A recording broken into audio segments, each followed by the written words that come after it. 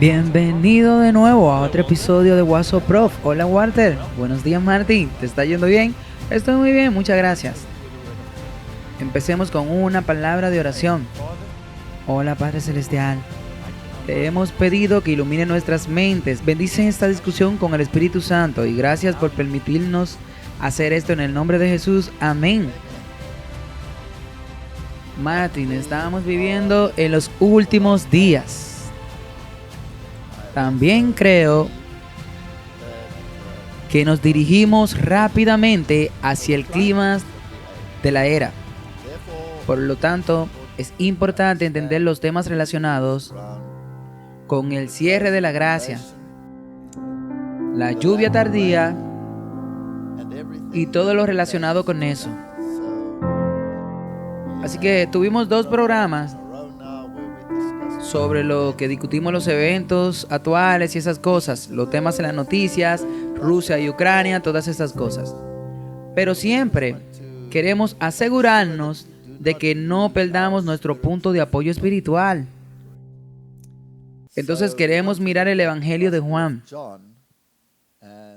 Y hace muchos años, no hace tantos, hace algunos 4 años o 5, el tiempo vuela, sí. Di un sermón que se tituló Solamente para tus oídos. Y queremos ver esto realmente con respecto al Evangelio de Juan. Pero antes de llegar allí, primero hablemos sobre el significado de los discípulos y el mensaje que llevaban.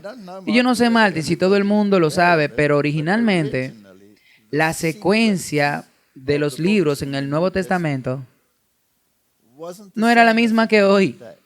Así que si tú tomas tu Biblia y miras el Nuevo Testamento, tú sabes que tiene una secuencia en particular. Tiene los Evangelios y luego tienes el libro de los Hechos. Y hoy empiezas entonces inmediatamente con los escritos de Pablo. Sí. Y luego justo al final, tú tienes los libros de Santiago, de Pedro y las epístolas de Juan y Judas. Ahora, originalmente no era así. Ellos seguían inmediatamente después del libro de los Hechos. Así que, ¿por qué en realidad lo cambiaron? Y es un poco misterioso esto.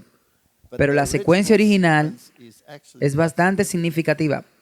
No es que cambiaron el contenido de la palabra de Dios, pero cambiaron, vamos a ponerlo de esta forma, ellos cambiaron los pensamientos y las deliberaciones.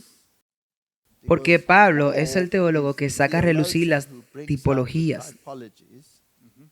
Pero los ancianos, Santiago y Juan, eran los únicos, y Pedro, que básicamente estaban dando la directiva de cómo las cosas deben entenderse en el futuro.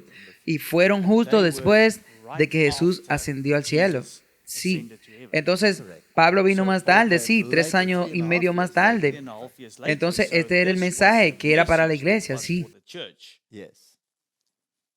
Así que cuando miramos el orden original de los libros del Nuevo Testamento, cuando el Nuevo Testamento fue originalmente canonizado por los apóstoles, Pedro, Pablo y Juan, y ese también es un aspecto importante porque la gente piensa que alguna iglesia lo armó o que la iglesia católica nos dio las secuencias y todas esas cosas. Nada podría estar más lejos de la realidad. Mucho antes de que hubiera una iglesia católica, ya había un apóstol, Pablo, Pedro y Juan. Y ellos armaron el canon del Nuevo Testamento. Entonces las epístolas generales se colocaron después del libro de los Hechos y antes de la epístola de Romanos. Ahora, las epístolas generales son las que refieren a los escritos de Pedro y Juan y Santiago y Judas. Las epístolas de Santiago, primera y segunda de Pedro, segunda y tercera de Juan y Judas inmediatamente siguieron al libro de los Hechos. Y la bizantina siguió en ese orden. Así que es interesante que no cambia la palabra de Dios, solo cambia tu forma de pensar en términos de cómo estás preparado para lo que viene siguiente. Sí, es como cuando lees un libro, una novela, y comienzas en el medio, y luego vas al principio, y luego vas al final. Tú puedes entenderlo, pero podría cambiar un poco tu forma de pensar. Si se hubiera mantenido este orden, habría habido menos confusión con respecto al tema de la ley y la gracia. Porque si saltas directamente a Pablo, entonces tú puedes confundirte. Y seamos sinceros, yo creo que el mundo está muy confundido con esto. Sí, eso es lo que sucedió. La prueba del pudín está en el comer.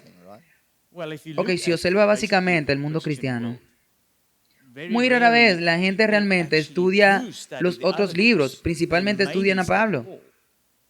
Por lo que te muestra que probablemente ellos se confunden por la forma en que Pablo expresa todo lo relacionado con la ley. Sí, porque eventualmente hubo declaraciones por los apóstoles y entonces tú tienes la explicación en los escritos de Pablo e incluso en otros aspectos. Uno de estos asuntos importantes es la obediencia a la ley de Dios. Porque la ley de Dios es el estándar del juicio, sí. Y también es la norma sobre la cual se determina el pecado. Sí, porque el pecado es transgresión de la ley. No hay gobierno en el mundo que no base su sistema de justicia en una ley. Así que si echamos un vistazo a las epístolas de Santiago, de Pedro y Juan, podemos ver que ellos jugaron un papel muy importante en traer este énfasis. Sí. Así que solo algunos ejemplos. En Santiago 1:25 leemos, pero cualquiera que mira atentamente la ley perfecta de la libertad y persevere en ella, no siendo un olvidadizo, sino un hacedor de la obra, este hombre será bendecido en su obra. Así que coloca bastante énfasis en la obediencia de la ley. Pero también, si lo pones así, estaban volviendo a poner la ley en el lugar que le corresponde, porque los líderes de la iglesia en esa etapa la distorsionaron por completo, sí. Ahora el capítulo 2:9 dice, pero si tienen respeto por la persona, ustedes cometen pecado y están convencidos de la ley como transgresores. Ahora, esta es una declaración muy importante aquí. En otras palabras, lo que Santiago está diciendo, no escuchen lo que la gente dice, no escuchen lo que los fariseos dicen, sino escuchen lo que la palabra de Dios dice. No hagan acepción de personas. La predicación es importante, pero solo tiene valor si está en armonía con la palabra de Dios. Sí, eso es todo. Porque la gente se engancha tanto con la gente que cuando esa gente lo decepciona, tiran todo y ya no creen más. No, tu ancla debe ser la palabra de Dios. Tu ancla no debe ser Martín Smith o Walter Bay, quien sea por ahí en el mundo. Tu ancla debe ser la palabra de Dios. Y si nos volvemos apóstata un día, la palabra de Dios no cambiará en nada. No. Y es lo mismo, como siempre mencionamos. Si hay apostasía en una iglesia, eso no necesariamente cambia a toda la iglesia como apóstata, no. Y no niega la verdad. Así que no haga excepción de personas, pero déjate convencer por la ley. Porque tú puedes convertirte fácilmente en un transgresor siguiendo a una persona. Si esa persona es muy convincente, es decir, mira al diablo, qué convincente era. Exactamente. ¿Has oído hablar de los ángeles? Sí. Y ellos siguieron a los ángeles y a esos espíritus. Tú puedes estar equivocado si no lo haces. Si el espíritu no está de acuerdo con la ley, sí, a la ley y al testimonio, eso es toda la Biblia. Así que el verso 10 dice que cualquiera que guarde toda la ley y ofende en un punto es culpable de toda. Porque el que dijo no cometerás adulterio, también dijo no matarás a nadie. Así que seamos muy específicos a qué se refiere aquí. Se refiere a los 10 mandamientos, definitivamente. Ahora, si no cometen adulterio y él mata, se convierte en un transgresor de la ley. Y pensé en eso muchas veces. Si tú codicias, eso es lo que el diablo hizo en el cielo. Él comenzó con la transgresión del 10º mandamiento. Él codiciaba la posición de Cristo. Si tú codicias, eso es quebrantar el 10º mandamiento. Así que si tú quieres estar en esa posición, realmente tú quieres colocarte allí, entonces en realidad estás quebrantando el primer mandamiento y no tendrá dioses ajenos delante de ti. Sí. Y esa es una especie de idolatría que está quebrantando el 2º mandamiento. Y esa es una blasfemia contra Dios que está quebrantando el 3er mandamiento. Si luego comienzas a alterar la autoridad de Dios, cuestionando la autoridad de Dios, entonces está quebrantando el 4º mandamiento. Y Dios era su padre. Él estaba quebrantando el 5º mandamiento y eventualmente te enfureces tanto que estás dispuesto a matar a tu padre, lo que el diablo realmente hizo en la cruz cuando mató a Jesucristo. Sí, que fue su creador. Por lo tanto, él rompió el 6º mandamiento. Él creó el adulterio espiritual, rompió allí el 7º mandamiento. Él fue mentiroso y ladrón desde el principio. Él rompió el 8º y el 9º mandamiento y el 10º, lo rompió todos. Sí. Así que así hablad y haced, como los que serán juzgados por la ley de la libertad. Así que, ¿sabe que esta epístola fue inmediatamente después del libro de los Hechos? Ese establece el tono.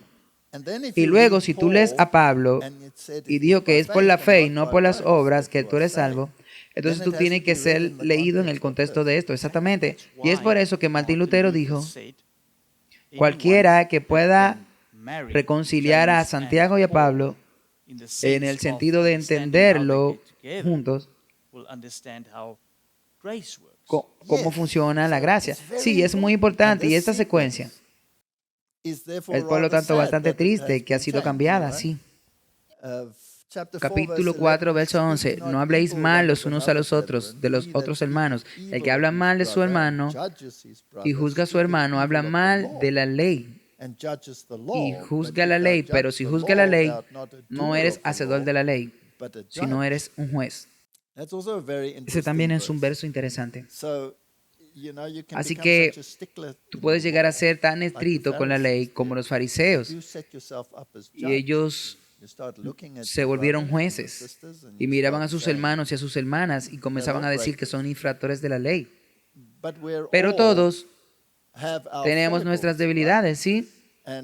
Y si tenemos definiciones muy estrictas que no son necesariamente basadas en la palabra de Dios, pero en nuestras opiniones, como las de los fariseos, entonces todos los que no hacen las cosas exactamente como tú la quieres se convierten en infractores de la ley. Así que dejemos el juicio a Dios. Sí. Así que esta es una visión muy equilibrada de Santiago que retrata aquí. Si vamos a Pedro, también estaba allí en el principio. Dice Primera de Pedro 4:17, porque el tiempo ha llegado en el que el juicio debe comenzar por la casa de Dios. Y si primero comienza por casa, ¿cuál será el fin de aquellos que no obedecen el Evangelio de Dios? Así que la obediencia era importante para Pedro. Oh, definitivamente. Y él dijo, empieza conmigo. Luego tiene este verso muy interesante, que la mayoría de la gente preferiría no tener en la Biblia. Y si los justos apenas se salvan, ¿cuánto más será para los impíos y pecadores? En otras palabras, no negocie a la ligera, no sea presuntuoso pensando en algo, diciendo que estoy parado en tierra santa. Segunda de Pedro 1:3 dice, su divino poder nos ha dado todas las cosas que pertenecen a la vida y la piedad, a través del conocimiento de aquel que nos ha llamado a la gloria y a la virtud. ¿Implica esto una vida cambiada? Sí. Puedes ver cómo Él ha pronunciado todas esas cosas, muestran sus frutos, que ha cambiado. Así que en otras palabras, tú no puedes decir que Jesús pagó todo por el pecado, así que yo no tengo que hacer nada y me voy a relajar. No. Tú debes llevar su gloria, que es el carácter de Cristo y el carácter de Dios. No puedes relajarte. Segunda de Pedro 2:21. Porque mejor les hubiera sido no haber conocido el camino de la justicia que después de haberlo conocido y volverse del santo mandamiento entregado a ellos. Eso es bastante sencillo. No puedes torcer eso, no. En otras palabras, hubiera sido mejor no haber conocido la justicia que darle la espalda a lo que se te ha entregado en términos de obediencia y todos esos problemas y virtud. Pero la Biblia es interesante porque no puedes decir, ahora es mejor no evangelizarlo, porque si ellos nunca saben, ellos podrían ser salvados. Sí, pero si ellos nunca saben, probablemente debería haber un gran problema y ellos se perderían. Pero también hay un versículo en la Biblia que dice que si tú no le dices, su sangre será sobre ti. Eso es muy interesante. Tú sabes. También hay una declaración en el espíritu de profecía que dice que casi, pero no totalmente salvo. Así que no será casi, sino totalmente perdido. Eso está muy bien expresado. Entonces vayamos a Juan. Este es el Evangelio de Juan.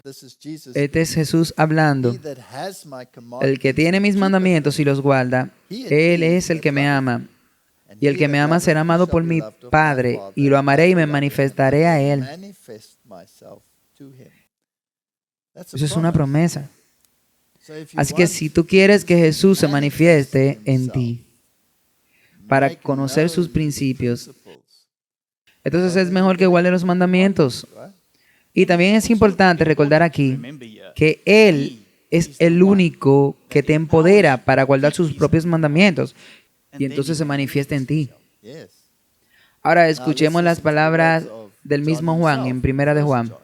Él dice, el que dice yo lo conozco y no guarda sus mandamientos es mentiroso y la verdad no está en él. Ahora, Martin, si hubiera leído la Biblia en esta secuencia original y te encontraras con estas cosas, entonces te confundiría con lo que dice Pablo de que no eres salvo por la ley, pero eres salvo por la gracia. No, porque ahora sabrás que esto es lo importante, porque la ley está aquí, pero cuando Pablo dice que te lo estoy diciendo, que no deje esto que se convierta en una actividad humana sobre guardar la ley, que debe ser una actividad piadosa manifestada. Ok, vamos al libro de Judas, que es el que sigue. Amados, por cuanto me esforcé mucho en escribiros acerca de la salvación común, me ha sido necesario escribiros exhortándoos que contendáis ardientemente por la fe que ha sido dada una vez a los santos. Porque algunos hombres han entrado encubiertamente, los que antes estaban destinados para la condenación, hombres impíos que convierten en libertinaje la gracia de nuestro Dios y niegan a Dios, el único Señor, y a nuestro Señor Jesucristo. Así que tú puedes cambiar la gracia de Dios en algo que es condenable. Desafortunadamente la gente lo hace. Ellos lo cambian y lo convierten en algo de condenación. Sí, estos son los que siguieron inmediatamente después del Evangelio. Y son bastante simples. Ahora vayamos al Evangelio de Juan, porque encuentro el Evangelio de Juan tan fascinante. Esto es algo que podría resumir. El Evangelio de Juan es diferente a los evangelios sinópticos. Así que el Evangelio de Mateo, Marcos y Lucas son evangelios sinópticos. Y básicamente hay relatos de testigos oculares y un poco de historia que te dicen exactamente lo que ocurrió. Y muchas de las enseñanzas y la forma en que Jesús obró están respaldadas por 3 testigos, por 2 o 3 testigos. Cada palabra se establecerá, sí, pero el Evangelio de Juan es totalmente diferente, porque se trata en gran medida de la última semana de Jesús en la tierra y contiene mucha porción que no se mencionan por los otros escritores del Evangelio. El Evangelio de Juan no menciona parábolas. Es interesante, sí. Relata 7 de los milagros de Jesús, de los cuales solo 2, la alimentación de los 5,000 y el caminar sobre el mar, están en los otros evangelios. Eso es interesante. Los milagros relatados por Juan dan testimonio de la divinidad de Cristo en un especial sentido. El Evangelio de Juan tiene un énfasis diferente, enfatiza la divinidad de Cristo y tiene un mensaje muy especial para aquellos que recibirían la lluvia temprana y la amplificación de la lluvia tardía. El agua, el vino, habla de la limpieza especial, que esa también es una historia muy interesante en la Biblia. Porque cuando Él cambió el agua en vino, muchas personas usan esto como una licencia para beber, para emborracharse. Eso no tiene nada que ver con eso.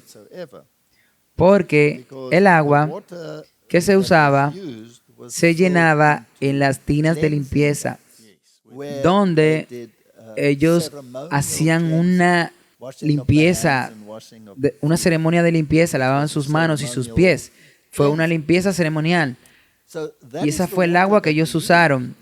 Esas piedras que estaban afuera y que tenían grifos para limpiarse las manos y los pies. Él los llenó con agua y lo convirtió en vino, que representa su sangre. Eso es todo. Así que lo que él básicamente estaba haciendo era decir que habría una limpieza mayor que la limpieza de esta agua.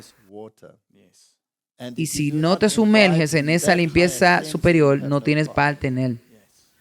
Entonces, ese es un milagro brillante que puede reducirse al nivel de lo mundano si tú ignoras la tipología. Y si solo usas tu lógica y si investigas un poquito más, tú verás que esos frascos representaban aproximadamente 800 litros de agua, sí. Así que si llevas a Jesús durante la última parte de la boda y él cambia el agua a 800 litros de vino para una boda, no creo que así es como él trabajaría. Por lo que definitivamente no está fermentando el vino, porque sería un símbolo del pecado, porque la fermentación se usó como un símbolo del pecado. Por lo que todas estas cosas deben entenderse en el contexto. La alimentación de los 5,000 abraza a la humanidad. Así que ese es un milagro muy importante que se menciona allí. Y lo está alimentando con el pan de vida, lo cual era un símbolo del pan de vida, un símbolo de sí mismo. Y el número 5 es el número de la humanidad, tiene 5 sentidos. Por lo que Él abrazó a toda la humanidad, a todo su ser, y lo alimentó con el pan de vida. Al caminar sobre el mar representa a pueblos, naciones y multitudes, reinos. Así que entonces Él es el dueño del mar y Él es en realidad el dueño de todo el universo y Él está por encima de las leyes comunes de la naturaleza. Él no está sujeto a ellas. Él está por encima de ellas.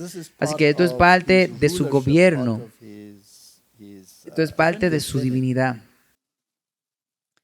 Entonces el Hijo oficial real es un ejemplo de fe inquebrantable en su mundo. Aquí hay un oficial real quien creyó y dijo que no es necesario que incluso vengas a mi casa. Solo di la palabra y mi hijo será sanado. Y esta es la fe inmaculada. Y este es el tipo de fe que requerirá de su pueblo. Y es interesante que muy a menudo aquellos que no formaban parte de su pueblo, como los funcionarios romanos y los centuriones, eran el ejemplo perfecto de lo que implicaba la fe. Sí, ellos la consiguieron. Entonces el hombre tirado en Bethesda, esto aborda las supersticiones de los creyentes profesos. También podemos analizar ese tipo de problemas. La curación del ciego es un testimonio para los líderes de la iglesia y luego la resurrección de Lázaro los coronas a todos. Así que esto es básicamente el énfasis que Juan hace. Él muestra la divinidad de Jesús. Pero hay otras cosas en Juan que debemos observar con mucho cuidado. La pregunta es, ¿por qué no hay parábolas? Hay parábolas en todos los evangelios sinópticos. ¿Por qué no hay parábolas en el libro de Juan? Creo que es porque Jesús dijo que las parábolas son para los ignorantes, pero a su pueblo le habla claramente. Las parábolas son una manera brillante de enseñar, sin ser tan directo como para causar una mayor consternación. Tú dices algo en una parábola y luego recibes el mensaje de manera oblicua. Sí, y también a veces para algunas personas se explica mejor a través de una parábola. Probablemente no lo entenderían. Sí, es como una lección objetiva, exactamente. Entonces, Juan 16, 25, leemos, estas cosas os he hablado en proverbios, pero viene el tiempo cuando ya no os hablaré por medio de proverbios, sino que os mostraré claramente del Padre. Así que el Evangelio de Juan es un lenguaje claro. Es un testimonio muy directo. Y es interesante que ese es el testimonio que enfureció a los fariseos y a los líderes judíos. Pero también hay un discurso muy claro para los discípulos, al que llegaremos.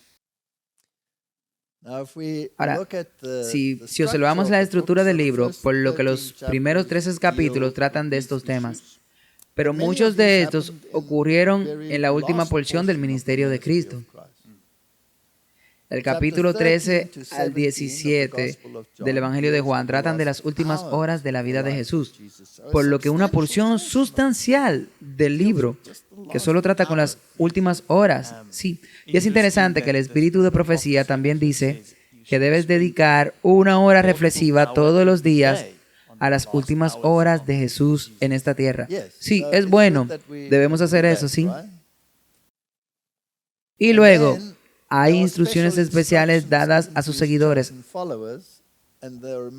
Y los capítulos restantes tratan de la crucifixión, la resurrección y los eventos antes de la ascensión de Jesús, por lo que hay una porción sustancial que se le dio a los discípulos en los últimos días, en la última parte del día. Así que después de que Judas partió, ninguno de los que estaban se perdieron. Es interesante. Judas se perdió y los demás están en el libro de la vida. Esos eran los que recibirían la lluvia temprana. Y yo creo que así será al final. La lluvia tardía caerá sobre aquellos que han sido purgados del síndrome de Judas. Así que cuando Judas se fue, los que quedaron recibieron la lluvia temprana. Y al final del tiempo, cuando Judas se vaya de la compañía de los creyentes, los que queden recibirán la lluvia tardía. Así que aquí tú tienes un mini, bueno, esto fue un mini zarandeo. Sí, esto fue un zarandeo. Y también Dios quitó la cizaña. Sí, Él le dijo a Judas, haz lo que tenga que hacer rápido. Y Judas había tomado esa decisión en su corazón y Dios sabía sobre esa decisión. Y Él no se lo impidió, porque Él sabía que Él no iba a cambiar. Así que le dijo, haz lo que tenga que hacer rápido. Y los discípulos no sabían de qué Él estaba hablando. Ellos pensaron que Él tenía que ir a buscar algo, lo que sea. Ahora, después de esta salida, después de que se quiten esto, ellos recibieron un mensaje solamente para sus oídos. Así que ya Judas no estaba en la compañía. No fue predicado a la multitud, sino fue para animarlo. Fue para equiparlo para la tarea de predicar el mensaje con poder. Fue la información para separarlo y fortalecerlo contra los errores de los escribas y fariseos. En otras palabras, tenían que estar tan asentados en la verdad que no podían ser removidos. Eso es un sello, Martin. Sí, se fue el sello del tiempo. Y de la misma manera, necesitamos ser inoculados contra esos errores. Todo viento de doctrina soplará. Y en medio de todo este escenario, debes aferrarte a una instrucción muy sólida. Yo creo que estamos viviendo en este tiempo y estamos sentados ahora mismo en estas últimas partes de la cena. Y muy pronto habrá un zarandeo. Judas se levantará de la mesa y se irá. Hay gente que dice, no, los discípulos deben irse y Judas debe quedarse. No fue así, no. La Odisea no tiene una salida, sino que él va a vomitar a la Odisea. Eso es lo que va a hacer. Lo que vaya a hacer, hazlo rápido. Judas debe irse, Judas debe ir. Y será un hermano acusador, oh sí. Y es posible que te arrepientas más tarde, pero... Y él traerá a los líderes para que te persigan a ti. Esta es una tipología interesante y necesitamos entenderla. Necesitamos pasar una hora contemplándola. Juan 17, verso 12. Mientras estaba con ellos en la obra, yo los guardé en tu nombre. Aquellos que me diste, los he guardado, y ninguno de ellos se perdió, sino el hijo de perdición, para que se cumpliera las escrituras. Los que recibieron la lluvia temprana, esos 11 discípulos, ninguno de ellos se perdieron, dice aquí, excepto el hijo de perdición, el que se fue. Así que veamos la declaración en el espíritu de profecía en cuanto a lo que podemos esperar cuando estudiamos a Juan. Vamos a esto. Entonces necesitamos estudiar la palabra sabiendo que Dios nos está hablando directamente. Es importante que cuando leas, debes tener fe en que está leyendo la palabra de Dios. Eso es muy importante. Como nosotros creo que hemos dicho claramente en episodios pasados, cuán importante es la verdadera palabra de Dios. Tú puedes enfatizar lo suficiente, pero debe tener confianza en lo que está leyendo y que tiene que ser la palabra de Dios. Y debe tener confianza en que Dios preservó su palabra. Así que leamos esta cita. Solo aquellos quienes leen las Escrituras como la voz de Dios hablándole a ellos son verdaderos aprendices. Tiemblan ante la voz de Dios como una realidad viva y abren su entendimiento a las instrucciones divinas y oran pidiendo gracia para que puedan obtener una preparación para el servicio. La lluvia tardía es una preparación para el servicio, definitivamente. Esa es una preparación para el trabajo más importante que se puede hacer en esta tierra. Cuando la antorcha celestial se coloca en su mano, el buscador de la verdad ve su propia fragilidad, su enfermedad, la desesperanza de buscar en sí mismo la justicia. Es una forma bella de poner todo eso. Eso abarca todos los escritos de Pablo. Él ve que no hay nada en él que pueda ser recomendado para Dios. Volvamos a esos primeros discípulos. En esa última cena tuvieron 3 años y medio de instrucción en la Universidad de Cristo. ¿Y eran perfectos, sí? No. Fueron patéticos. Sí. Tal vez nosotros también hemos sido patéticos, ¿verdad? Sí. Exactamente, estaban discutiendo en el camino a la última cena quién sería el más grande de ellos. Sí, quién se sentaría al lado de Cristo. Así que ellos estaban llenos de ellos mismos y no se habían dado cuenta de que no tenían nada, que no tenían nada para recomendarse a ellos mismos. Y ora por el Espíritu Santo, el representante de Cristo, para que lo guíe en todas las cosas. Repite la promesa del Consolador, que es el Espíritu Santo, a quien el Padre enviará en mi nombre. Él enseñará todas las cosas, citando Juan 14:26. Así es como debemos acercarnos a este libro. Esta es una instrucción final del Dios del universo para aquellos que serán sus representantes aquí. Así que, ¿qué tan importante puede ser? Es increíble, increíble. Aquí hay otra cita de Review and Header. La palabra de Dios es el regalo de Dios expresado en el sexto, 6, 13, 14, 15, 16 y 17 capítulos de Juan. Ahora, esa porción donde Jesús habla a sus discípulos intensamente instruyéndolos en cuanto a lo que es importante en términos de su misión. Y luego vienen los capítulos que tratan con la crucifixión. Así que necesitamos entender que el sexto, el 13, el 14, el 15, el 16 y el 17 del capítulo de Juan es el antídoto divino para el pecado de todo el mundo que está contenido en el Evangelio de Juan. Quien come mi carne y bebe mi sangre, Cristo declaró que tiene vida eterna y yo lo resucitaré en el último día. Así que si tú no internalizas con el carácter de Cristo, que está encarnado en la obediencia a todos los requisitos de Dios, entonces estamos perdidos. Sí, y también se refiere al último día, porque estas palabras que Jesús le dio a los discípulos hoy tienen un gran significado tipológico para nosotros, que estamos en los últimos días. De eso se trata este estudio.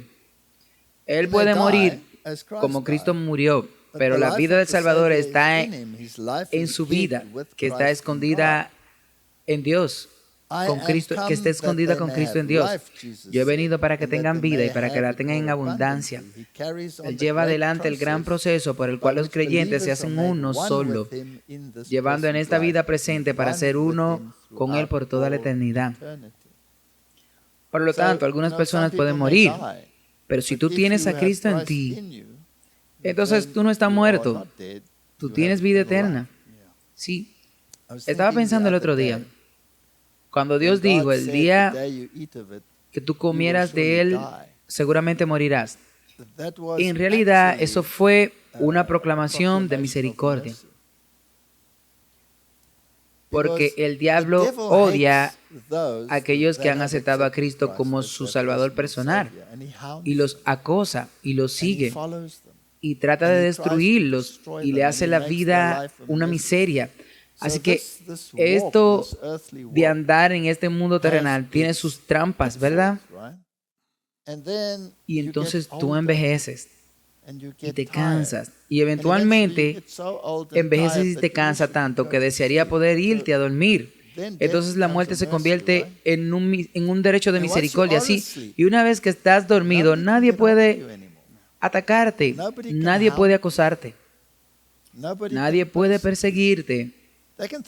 Pueden hacer rabieta, pueden ir a desenterrar los huesos, como hicieron con Wycliffe, triturarlo, quemarlo, triturarlos y convertirlo en pulpa, arrojarlo a un río, llenarte de ira, pero eso no te hará nada, eso no ayudará nada al respecto. Él está totalmente en paz, descansando en Cristo, mientras todos a su alrededor están en berrinche. Ni siquiera el recaudador de impuestos puede localizarte. Realmente aquí hay una misericordia para esta situación y será cuando venga el día de resurrección. Hay quienes hoy en día presentarán las falsedades como verdades probatorias, así como los judíos presentaron las máximas de los hombres como el pan del cielo. Dichos sin valor se dan al pueblo de Dios como su porción de comida, mientras las almas están hambrientas por el pan de vida. Se han inventado fábulas y los hombres están tratando de tejer estas fábulas en la red. Aquellos que hacen esto verán un día su trabajo como lo ven las inteligencias celestiales. Eligen traer a los cimientos madera, heno y hojarasca, cuando tienen a su alcance la palabra de Dios, con toda su riqueza y poder, de la cual pueden recoger preciosos tesoros de la verdad.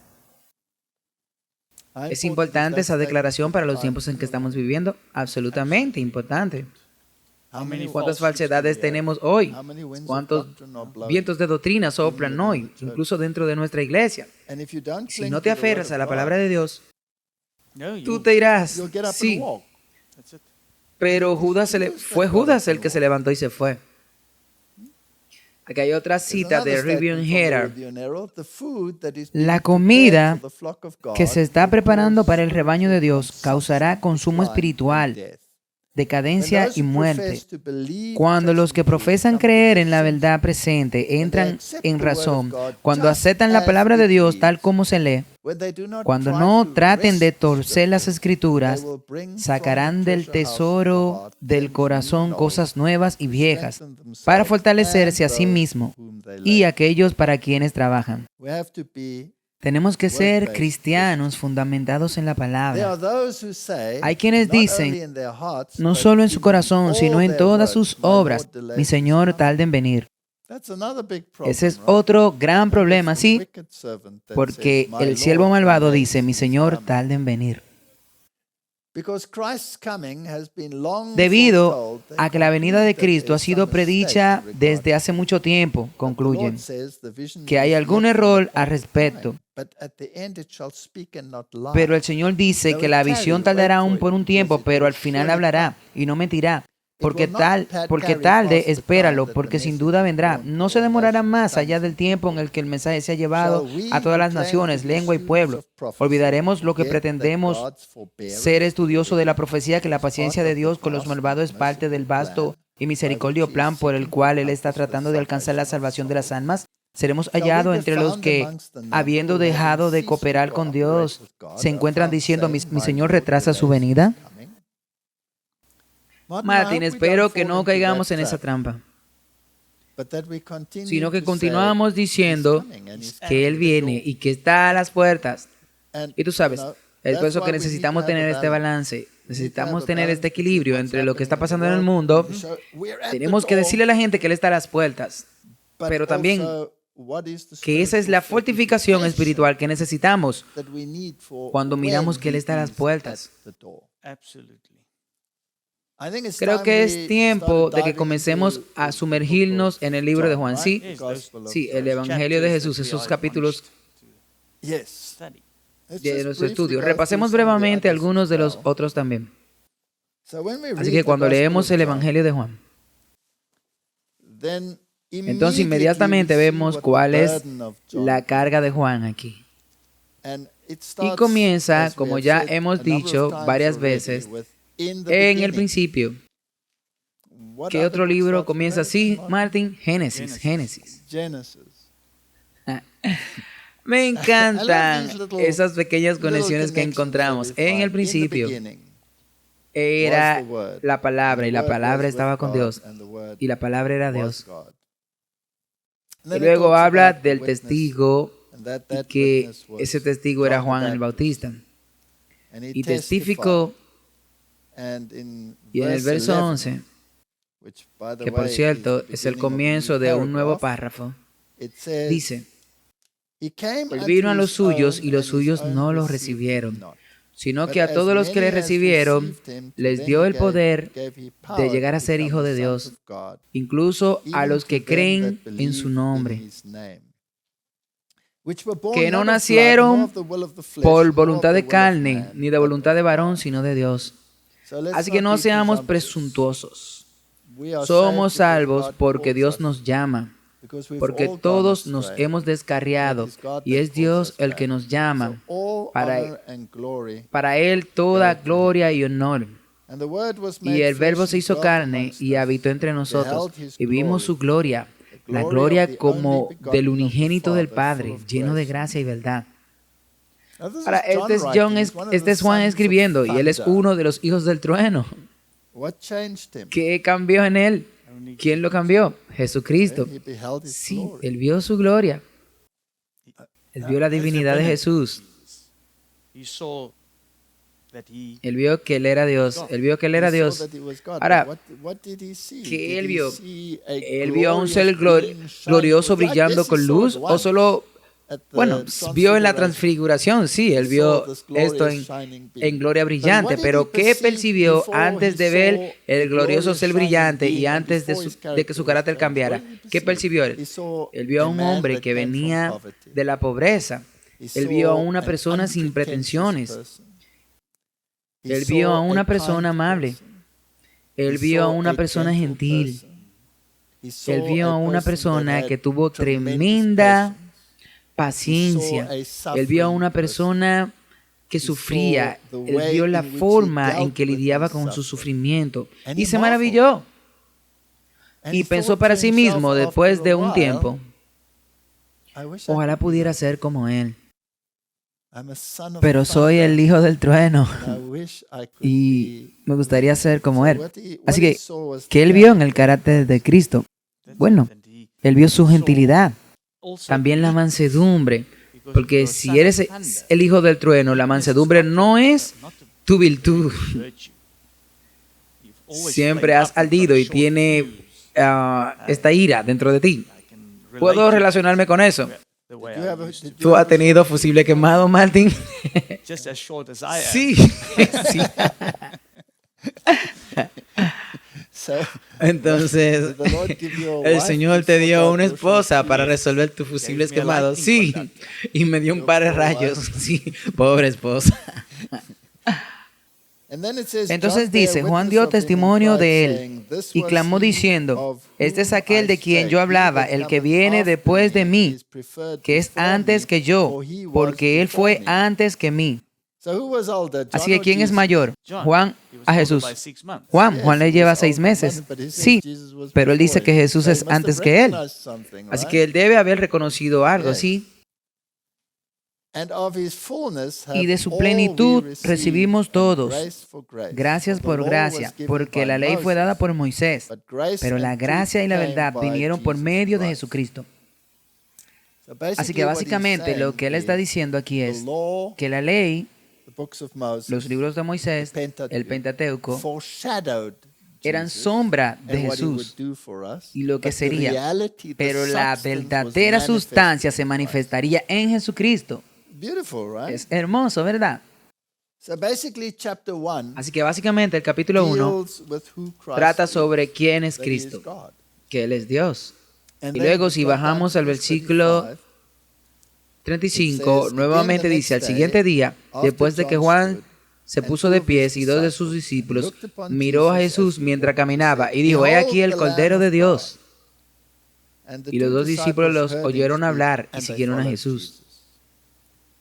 Entonces Jesús se volvió y vio que lo seguían y les dijo, ¿qué buscáis?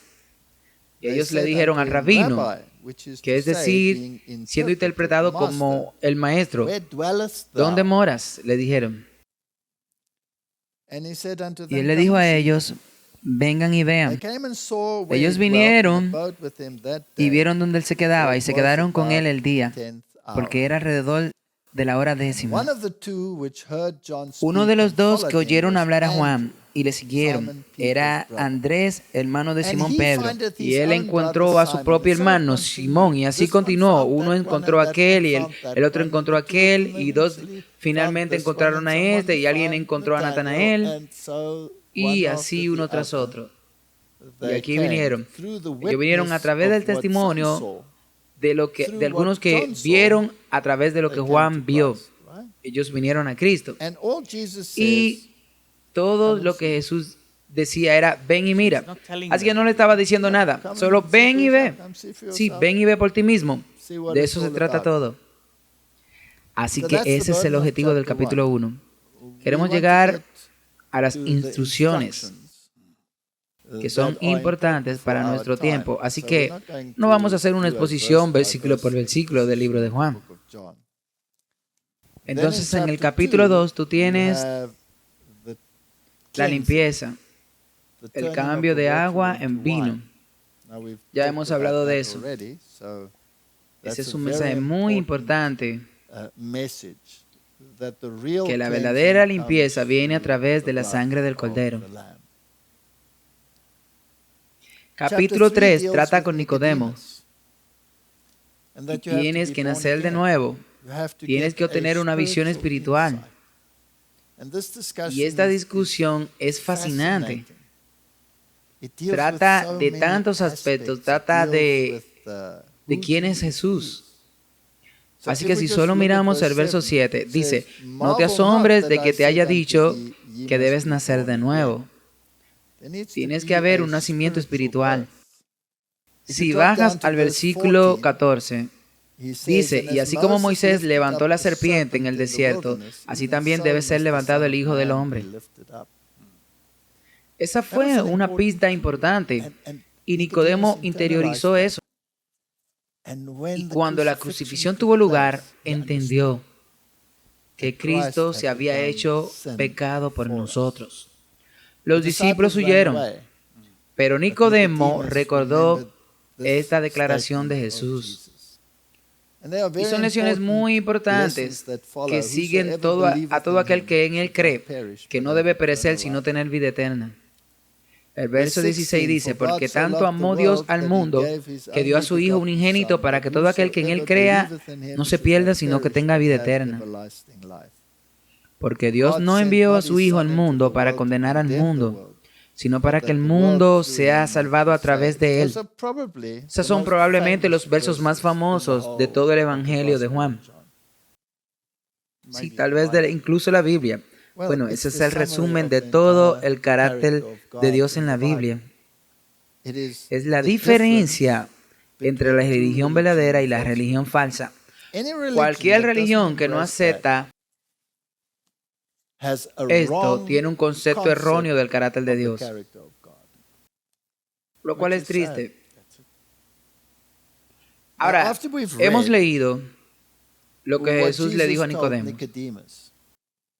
Y esto es muy importante, porque en el versículo 18 le dice a Nicodemo, el que cree en él no es condenado, pero el que no cree ya ha sido condenado porque no ha creído en el nombre del unigénito Hijo de Dios. Eso está tratando con el carácter. El hombre con el carácter. No tienes concepto de lo que es Dios si tú no entiendes a Jesucristo.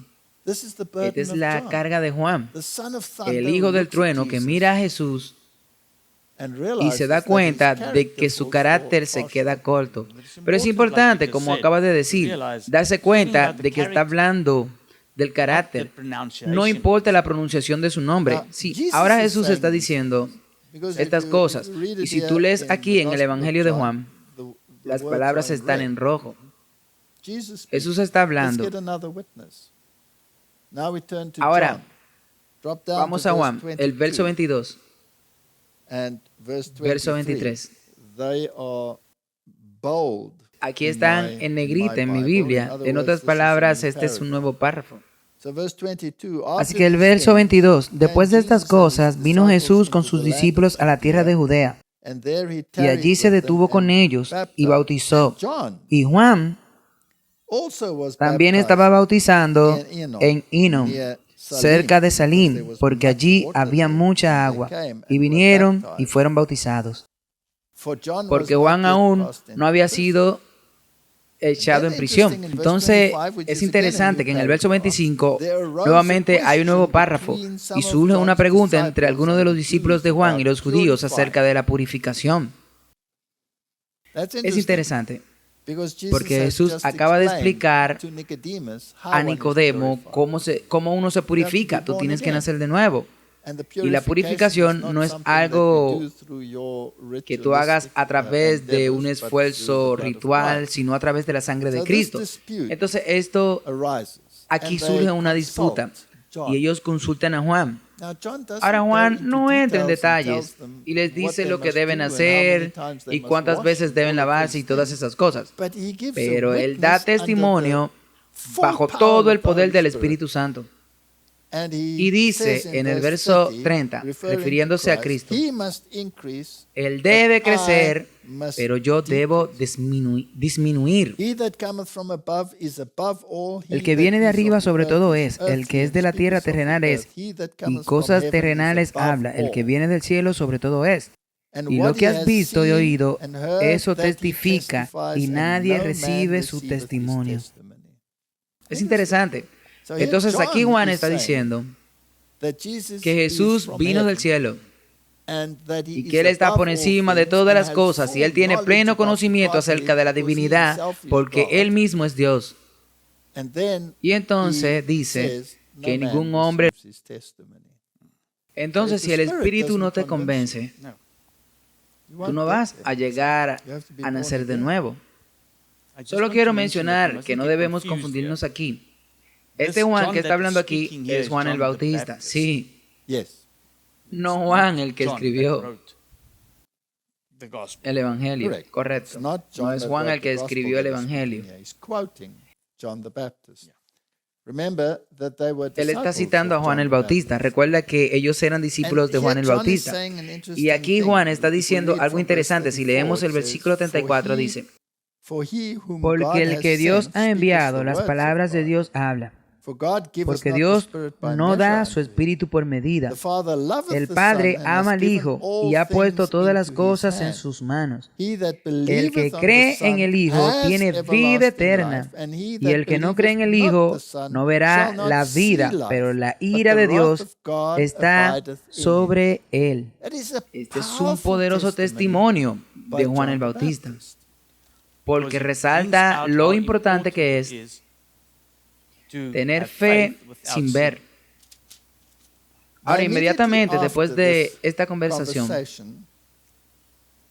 en el capítulo 3, donde tienes el testimonio de Jesús con Nicodemo, y tienes la confirmación de ese testimonio por Juan el Bautista, en el capítulo 4, tú tienes a la mujer en el pozo en Samaria. Entonces te estás alejando del pueblo de Dios, y él y sus representantes Nicodemos y los que estaban escuchando el mensaje de Juan el Bautista. Tú te mueves ahora a los despreciados samaritanos. La historia está en el Evangelio de Juan para mostrar que Jesús no hace acepción de personas, a diferencia de lo que habrían hecho los judíos. La siguiente historia trata de esta mujer, y una mujer es tipológicamente un símbolo de la iglesia, por lo que la iglesia de Dios incluye a toda la humanidad, incluso a los despreciados samaritanos. Y esta mujer, cuando reconoció a Jesús como el Mesías, ella corrió a una ciudad y dijo: ven a ver a un hombre que me dijo todas las cosas sobre mí.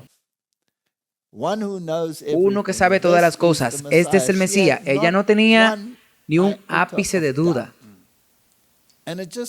Y solo muestra cómo abraza el amor de Dios. Sí. Ahí le diste en el clavo. Y esta es la primera vez que Jesús dice claramente que Él es el Mesías. Esto es increíble. Él no se lo dijo a Nicodemo. Él no se lo dijo a nadie más. Él se lo dijo a esta mujer samaritana. Bueno, en realidad, Él no se lo dijo a los que se suponían que debían esperarlo. Sí. Y aquí en el verso 25 y 26, la mujer le dice: yo sé que el Mesías viene, que se llama Cristo. Cuando Él venga nos dirá todas las cosas. Y Jesús le dijo: yo soy el que hablo contigo. Es increíble. A una mujer samaritana, Él le dice: yo soy el Mesías. ¿Qué nos dice eso sobre el evangelismo? Que tú no te tienes que contener, tienes que ir al mundo que no sabe del Mesías, que decirle que Jesús es el Mesías. Eso es lo que tiene que decirle. Así que, Martin, aquí hay un trabajo que hacer, porque la mayor parte de la humanidad niega a Cristo como el Mesías.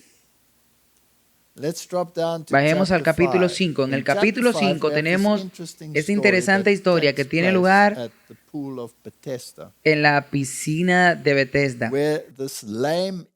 donde este hombre inválido, impotente, estuvo tendido por 38 años. Ese es un periodo de tiempo muy interesante, porque esos 38 años representan el vagar de los hijos de Israel en el desierto, cuando ellos tenían que regresar después de haber salido de Egipto, pero no entraron a Canaán y duraron vagando 40 años. Pero recuerda que habían pasado 2 y fueron echados atrás por otros 38 años porque no creyeron. formas supersticiosas y por no confiar en la palabra de Dios completamente. Así que aquí estaba este hombre impotente que había estado acostado allí todo este tiempo, por lo que era un símbolo de los judíos errantes incrédulos, indigentes en la experiencia del desierto en la que estaban. Y él estaba acostado en este estanque y creían que el agua se agitaría cuando el ángel bajaba. Y esto era una superstición que tenían. Y Jesús se acerca a él y le dice, ¿quieres ser sano? Y el hombre le dice, no tengo a nadie. Esa es una declaración bastante triste, sí, no tengo a nadie. A nadie. Bueno, todos los demás eran santos, tal como se percibían a sí mismos, y estaban por allí y nadie lo ayudó. Nadie lo ayudó, él no tenía a nadie. Y Dios dejó las cosas claras y fue en el día de reposo. Y esto enfureció a los judíos. Establecieron la controversia y el conflicto entre la adoración verdadera y la adoración falsa. ¿Hay una lección en esto para nosotros hoy en día? Definitivamente. Hay rituales en el mundo donde la gente cree que sucederán ciertas cosas si haces ciertas cosas en particular. Si pasas por rituales, o si vas a un curandero en particular y confías cuando tú puedes ir a un lugar en particular, a un señor o a un brujo, a quien sea que esté allí, que tú tengas una probabilidad de ser sanado, que es mayor que te quede en casa. Qué ridículo es eso, buscar un Dios en todas partes y tú tienes que peregrinar a un lugar específico para encontrar su gracia. No, esa es una religión falsa. ¿Y qué Jesús hace? En el capítulo 5, Él muestra la religión falsa. Por lo que esta sanidad que tuvimos en el estanque de Bethesda fue un punto muy fundamental y muy importante, porque creó la oportunidad no solo para la iluminación, sino que a partir del conflicto que surgió entre Jesús y los fariseos, se les presentó la verdad y ellos podrían aceptarla o rechazarla, porque después de todo había ocurrido un gran milagro, sí, ellos tenían testigos, mas sin embargo sucedieron muchas cosas al mismo tiempo, simultáneamente, como mencionaste. Y él estaba parado entre este hombre y la piscina. Sin siquiera mirar a la piscina, ni siquiera miró la piscina, él estaba ignorando la piscina, porque la piscina era un sistema de creencias supersticiosas que habían abrazado, que negaba el poder de Dios y confiaba en la fuerza humana para ir y arrastrarse a esa piscina. Así que ahí él le mostró a ellos que yo soy el sanador, mírenme a mí. Y luego en segundo lugar, lo que también hizo es que lo hizo en sábado, para mostrarle a ellos que Él es el sanador y el Señor del sábado, correcto. Y eso dice el verso 17. Y es por eso que los judíos persiguieron a Jesús y querían matarlo, porque había hecho estas cosas en el día del sábado. Y luego se enfurecieron, pero Jesús les respondió, mi Padre hasta ahora trabaja y yo trabajo. Por eso los judíos buscaron más ocasión para matarlo, porque no solo había quebrantado el sábado, sino que también dijo que Dios era su Padre, haciéndose igual a Dios. Ellos entendieron completamente lo que dijo, sí. Y ahora pueden decir que Él violó la ley y que violó el sábado. ¿Cómo puede violar el sábado si tú eres el Señor del sábado? Entonces, no la quebrantó. Él la quebrantó según ellos, sí. Según los dictados humanos. ¿Habrá un caso similar? Eso es exactamente lo que quiero hacer. ¿Habrá una ley humana que será contraria a la ley de Dios, donde pronunciarán una sentencia de muerte a aquellos que no guarden la ley humana? Nos dirigimos a esa misma situación, Martin. Y Jesús respondió y dijo, Él dijo lo siguiente: de cierto os digo que el Hijo no puede hacer nada por sí mismo, sino lo que ve hacer al Padre, porque todo lo que hace Él, eso también lo hace el Hijo igualmente. Igualmente, ellos tienen el mismo poder, ellos tienen la misma autoridad, ellos tienen la misma mentalidad. Entonces él continúa, porque el Padre ama al Hijo y le muestra todas las cosas que Él hace, y mayores obras que ésta le mostrará, de modo que os maravilléis. Él está hablando acerca de Juan. Y Jesús hizo grandes milagros, porque el Padre levanta a los muertos y le da vida. Así también el Hijo da vida a quien Él quiere. Porque el Padre a nadie juzga, sino que todo el juicio le ha dado al Hijo, para que todos honren al Hijo como honran al Padre. El que no honra al Hijo, no honra al Padre que le envió. Solamente puede llegar al Padre por Cristo. Y solo Cristo es el único medio por el cual puede entender al Padre. Tú ves al Hijo, has visto al Padre. Y continúa y prosigue y dice, de cierto os digo, el que oye mis palabras y cree en el que me envió, tiene vida eterna y no vendrá a la condenación, mas ha pasado de muerte a vida. Aquí hay un sermón teológico sobre salvación. ¿Y a quién se lo está dando? A los líderes, a los líderes. Así que esta confrontación se provocó para traer una realidad teológica y un discurso a los judíos, a los líderes. ¿Cómo reaccionaron? Furiosos, se pusieron furiosos. Y luego confirma que Él es la resurrección, la verdad y la vida. De cierto os digo, viene la hora y ahora es cuando los muertos oirán la voz del Hijo de Dios y los que la oyeren vivirán. Porque como el Padre tiene vida en sí mismo, así también le ha dado al Hijo tener vida en sí mismo. Y también le ha dado autoridad para ejecutar el juicio, por cuanto Él es el Hijo del Hombre. El Hijo del Hombre es un título que se encuentra en el libro de Daniel. Vi uno como el Hijo del Hombre venir al anciano de días. Esto es, y le dio un juicio. Esa fue la escena del juicio que tuvo lugar en el cielo. Por lo que estos dos subtítulos, Hijo de Dios, Hijo del Hombre, son exclusivos solamente para Cristo. Eso es así. No se maravillen de esto, porque viene la hora en que todos los que están en las tumbas oirán su voz y saldrán, los que han hecho el bien para resurrección de vida y los que han hecho el mal para resurrección de condenación. Entonces, Él está dando una lección teológica y está enfureciendo a los saduceos que no creen en la resurrección. Sí, Él le dio a todo el que estaba por ahí.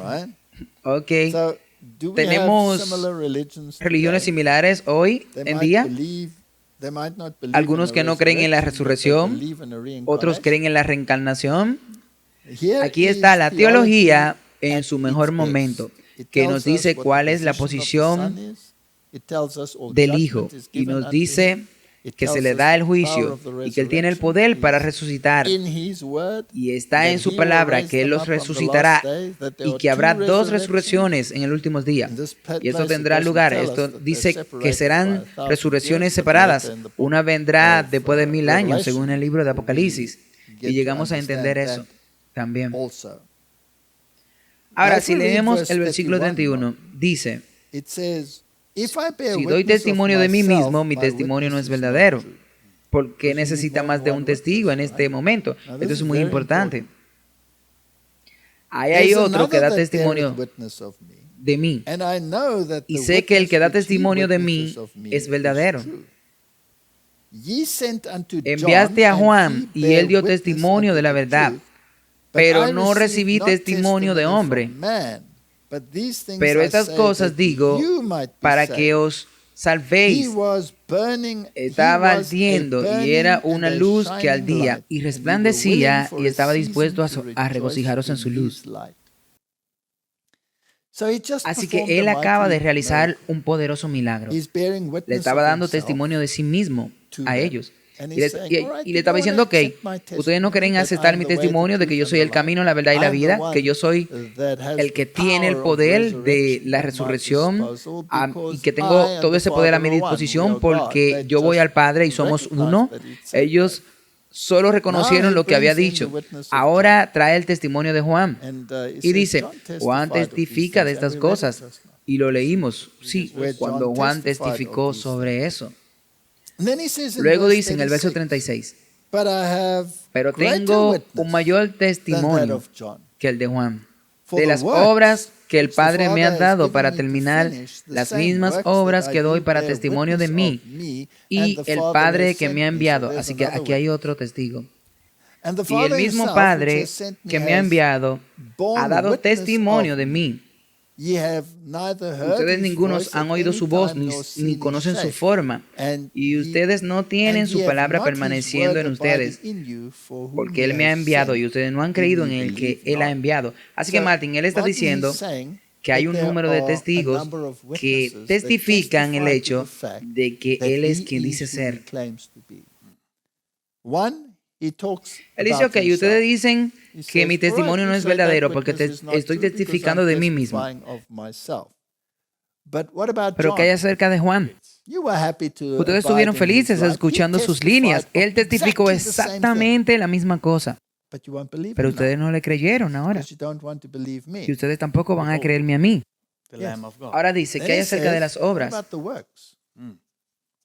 Las obras testifican que yo soy quien afirmo ser. ¿Alguna vez ha visto a un hombre paralítico levantarse y caminar solo por mi palabra en el día de reposo que ustedes están disputando que yo soy un infractor de la ley? Así que yo soy el Señor del sábado y soy el creador, y tú guarda el sábado porque yo dije que soy el creador de los cielos, de la tierra y todo lo que hay en ellos, y lo hice en 6 días. Pero ustedes no me reconocen como el Dios creador. Si yo le doy vida a alguien que está muerto desde hace 38 años en un sentido. Y luego el Padre dice que testificó. ¿Dónde testificó el Padre? En el bautismo. En el bautismo. Este es mi Hijo amado en quien tengo complacencia. Y la gente lo escuchó.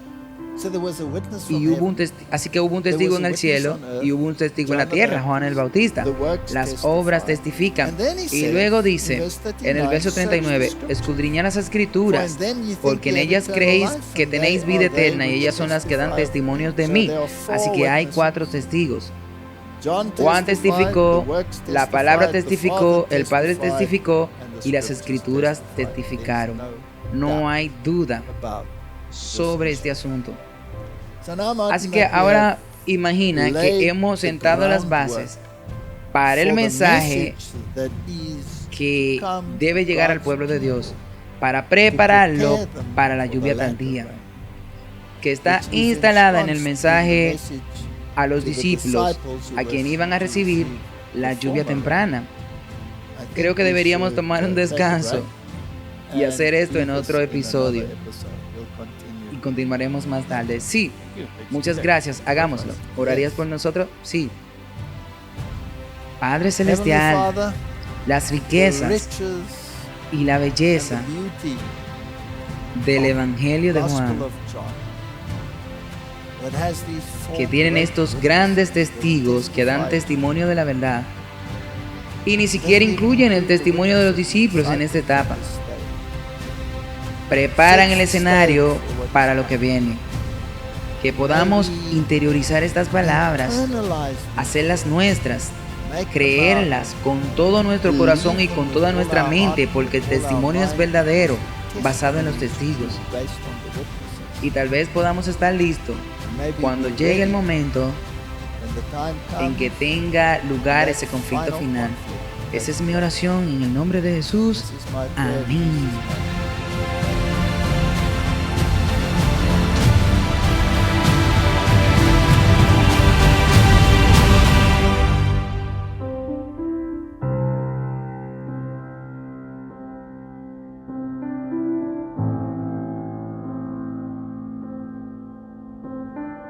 A todos aquellos quienes nos apoyan con coraje.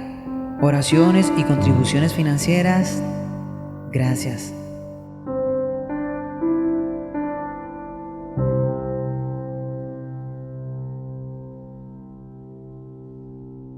Nada de esto sería posible sin la gracia y la bendición de nuestro amado Señor Jesucristo. A Él sea toda la gloria y la honra. Dios te bendiga.